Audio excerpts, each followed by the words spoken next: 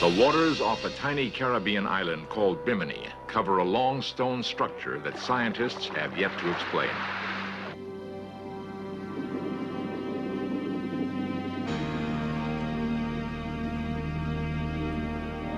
The stones appear to be so carefully placed, some people have concluded they are either a road or a wall, perhaps even a remnant of Atlantis.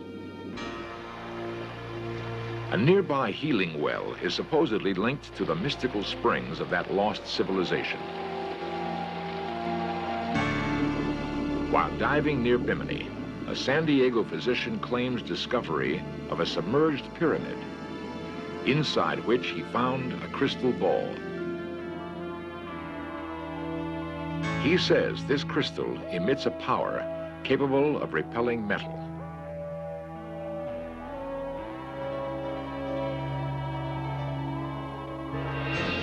Is it possible that the Bimini Wall, the well, and the crystal ball share a common past with the legendary continent of Atlantis?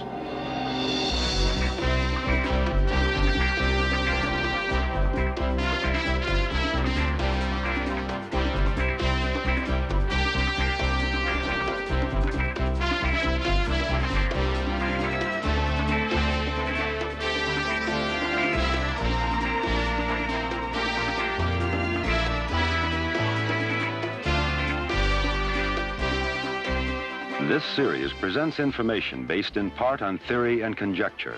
The producer's purpose is to suggest some possible explanations, but not necessarily the only ones, to the mysteries we will examine.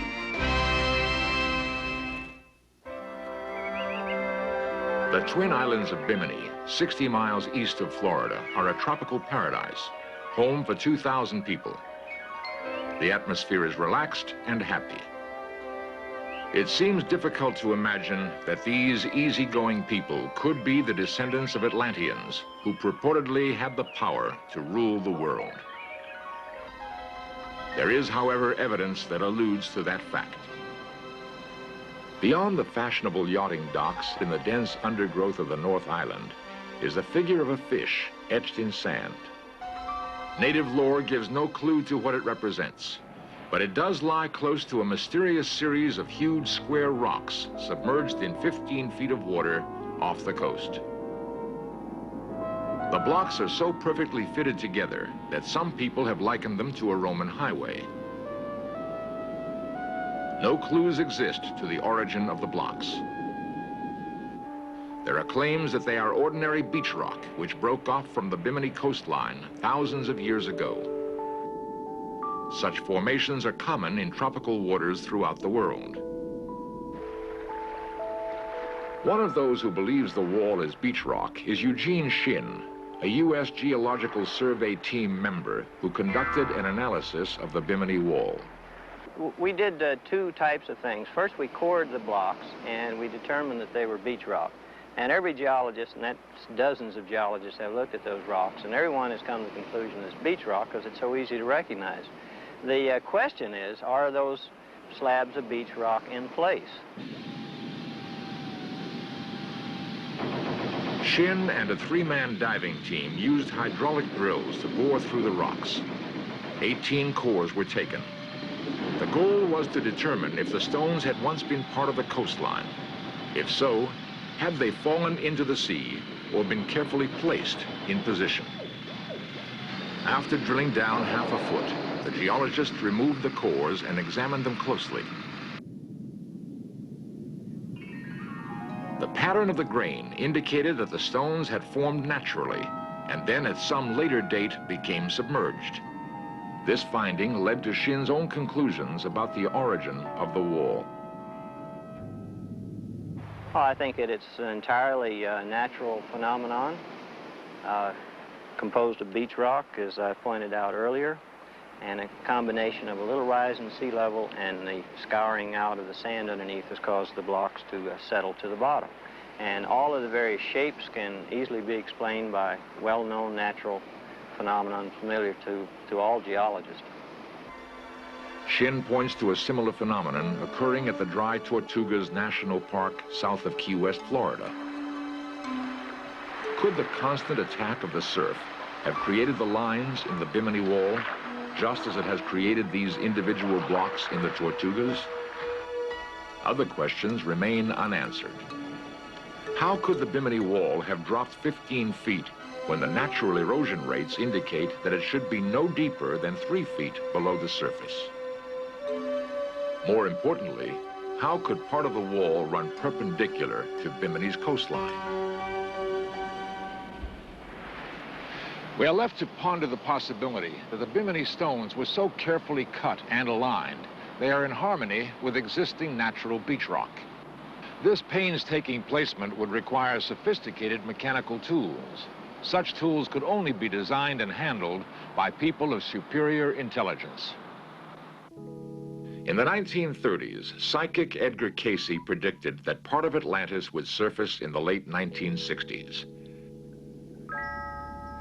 In 1968, the Bimini Wall was discovered. Was it possible that the strange stone structure could be part of Atlantis or one of its outposts? Plato was the first to mention Atlantis. While chronicling aspects of the Atlantean people, he claimed that they controlled energy-charged crystals as well as healing wells possessing great curative powers.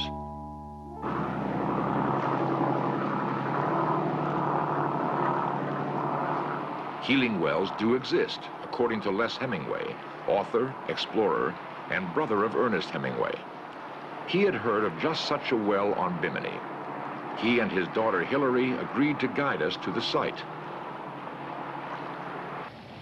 A narrow inlet, approximately 300 yards long, leads into a mangrove swamp. The brackish water is populated by tiny sharks and rays. Some, like Hemingway, speculate that both plant and animal life thrive extremely well in the area as a result of some peculiar qualities possessed by the well water.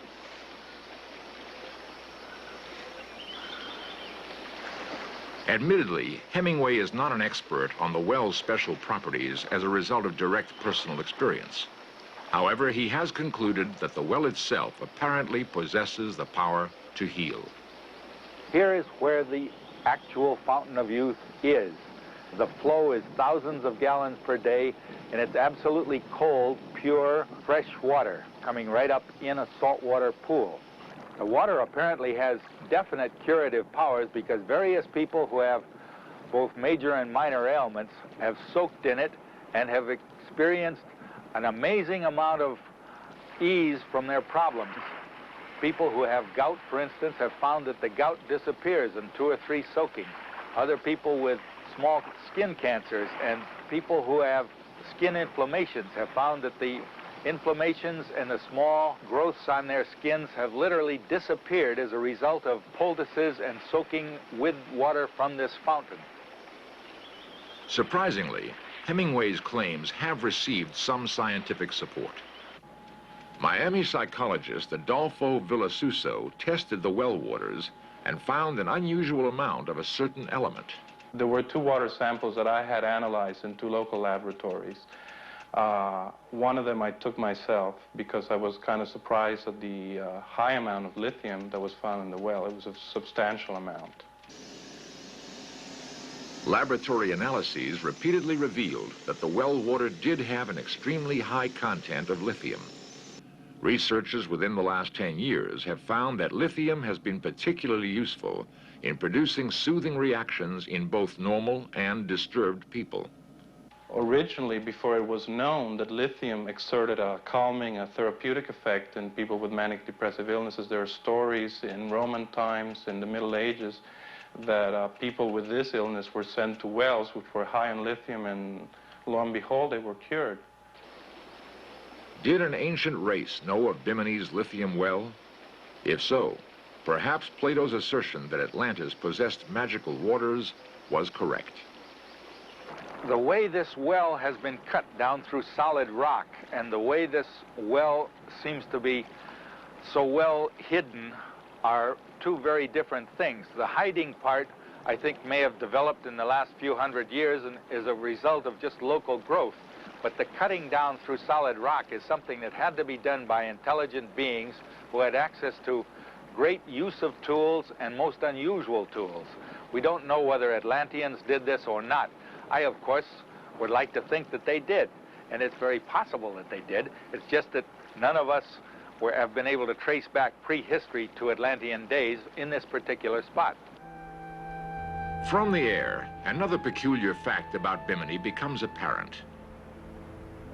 Perfectly straight lines carved in the sand slice across the island. Most point directly to the well. Perhaps the lines, the Bimini Wall, and the well are linked by common ties to the people of Atlantis. Is it possible that further exploration around Bimini might reveal hard evidence of the brilliant but lost Atlantean civilization?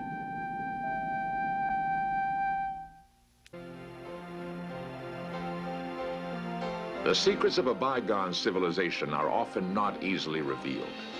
The discovery of structures built by the early Egyptians sometimes leave us more puzzled than satisfied. Great debates rage over how an ancient people accomplished such architecturally complicated buildings. And no one explanation satisfies the question, why were the pyramids built? Equally intriguing are similar structures found throughout Central America. Could the construction of these pyramids be linked with those in Egypt? The many stone walls that survive today reveal a high level of workmanship. The complicated stonework produced by both cultures still bemuses modern science.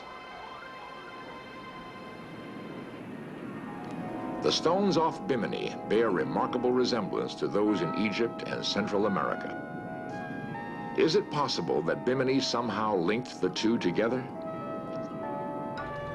In 1972, Miami disc jockey Roby Young and well-known psychic Irene Hughes launched the unique experiment here recreated for In Search Of. They hired a plane to fly over the waters surrounding Bimini. The purpose of the flight was to gain psychic impressions of the area to help uncover tangible evidence of the existence of an ancient civilization.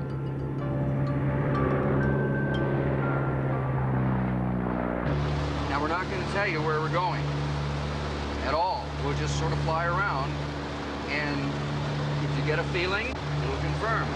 Now, below us, you can see, is just crystal clear water. The drop-off of the Gulf Stream, 3,000 feet down. From then on east, what do you think? Well, I feel that it is all the way along, like a tunnel, you know, but I feel that we have to make this turn, and as we turn, we're going to see, on the right-hand side, we're going to see some blocks, and on the left-hand side, we're going to begin to see gold color in different spots in the water. And I feel it's right over this way, and we're going to have to go that way and curve right back around that way. The plane crisscrossed the skies for more than 2 hours. Finally, Irene directed the search to an area where she felt something was buried on the ocean floor. There's a building, and I feel that it is pure marble, the most beautiful marble in the world, similar to that, some of that was used in the building of the pyramids in Egypt. I feel that it is inhabited by the voices and the images of ancient peoples. The spot selected by Irene became the subject of an extensive search. For 2 years, divers combed the sea looking for evidence of an ancient civilization. They found the usual array of tropical fish and brilliantly colored coral, but nothing else. Finally, at the foot of a steep cliff, a diver spotted a deeply encrusted object on the ocean floor. What he had found was the base of a marble column. After a series of unsuccessful attempts, divers finally brought to the surface a number of marble slabs, each weighing nearly a ton. The slabs had apparently been part of a much larger structure. Whether they were in the process of being transported and went down in a shipwreck, or had been constructed in an area that was later submerged, is unknown. The Bimini-Atlantis connection might have languished had it not been for Raymond Brown, a San Diego physician and adventurer. He believes he has found conclusive links between a Caribbean civilization and those of Egypt and Central America. Dr. Brown's story begins uneventfully on an expedition out of Miami in 1970.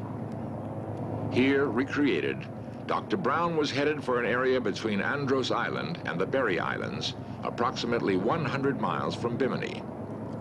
His intention was not to prove or disprove stories about Atlantis, but rather to search for sunken treasure.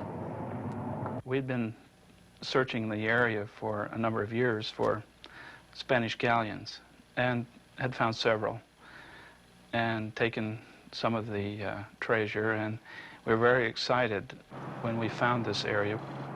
They traveled to a spot near the tongue of the ocean. There, the bottom drops to 14,000 feet. Dr. Brown hoped that a recent storm might have shifted bottom sand in order to reveal the galleons.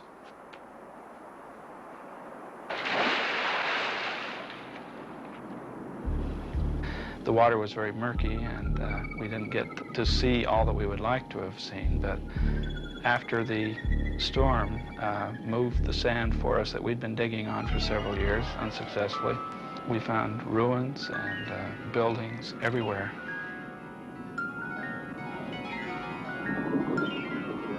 Much of Dr. Brown's photographic equipment was destroyed in the storm, thus making it impossible for a detailed record of the find. We really had no choice, because if we had gone back for new equipment that we lost during the storm, if we hadn't got in the water, even as murky as it was, the sand would have covered the buildings up and we would have lost the view. The ruins of the city Dr. Brown claims he found reflected a sophisticated level of architectural design. The buildings had somewhat of an Egyptian or classic look to them. The ground mass was rippled, as though the area had been dropped into the ocean by some sort of cataclysmic action. Then, Dr. Brown reported that he came across the most magnificent find of all. In the murkiness, he spotted the tip of a submerged pyramid, barely visible above the ocean floor. Looking at the structure, shape, and the size, it would be approximately 400 feet tall. I went in an opening, and in this opening, in the center of the room, there was a pedestal, and on the pedestal were two human hands made of brass or bronze, and in the center of the hands was the crystal. My first impression in the room was the shaft that was metallic, hanging straight down from the ceiling, pointing at the crystal. And it was gold color. I swam, because it was still, the room was full of water, I swam up to the ceiling and tried to pry the rod loose. It wouldn't budge, so I settled back down to the floor. And I reached my hand in between the fingers of the metal hands, and I found the crystal was loose. And it was the only thing in the room that I could take home. The crystal ball seems to possess powers that can repel a coiled stainless steel rod. We found a meter with a 1.5 ounce weight, and it becomes sensitive to emanations, particularly magnetic emanations around people or things if they are charged. And we find that if we can hold it straight without allowing it to flip from side to side, some strong influences will actually raise the weight in the air. Now, as we bring something into the field of the crystal, the ions tend to repel. If I can keep it balanced and bring it directly into the field and not let it tip from side to side, the weight will then not go to the side if I can keep it centered, and it will, as I come higher, it will raise it and make it weightless and actually float in the air. Some historians say that crystals were the source of Atlantean power. Dr. Brown believes his crystal is evidence that such a culture existed and possessed powers unknown to modern man. Maybe the ancients knew more than we did about life forms and life forces, and we might discover their secret. In the last decade of exploration in the waters off Bimini, new finds cause us to question old theories. Atlantis has long been thought of as a myth, a figment of fanciful imagination, a tale told by Plato to amuse ancient Athens. But what of Dr. Brown's crystal? Dr. Marcel Vogel, a researcher at IBM, has devoted more than 20 years of investigation to determine the power of crystals and their effect on human potential. Throughout history, the earliest recorded history we have, there's been a deep respect for the shape of a ball and the use of a quartz crystal ball for probing in the mind of an individual. Now, I've worked with Dr. Brown's crystal ball. I used his ball, and I felt a tremendous energy burst coming from the crystal. The discovery of the crystal has spawned speculation that possible misuse of its powers by Atlanteans caused the Great Cataclysm. The island and all its buildings, it is said, were plunged into the sea. The Bimini Wall, therefore, might be the last visible relic of that lost civilization.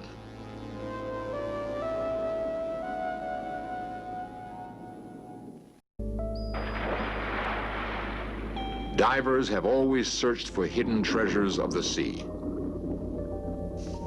In the waters off Bimini may lie the clues that not only unlock the mystery of Atlantis, but the secrets of the mind as well.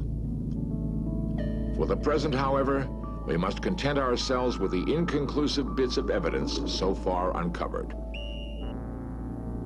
The origin of the Bimini Wall seems destined to remain an enigma until more knowledge about Atlantis is revealed.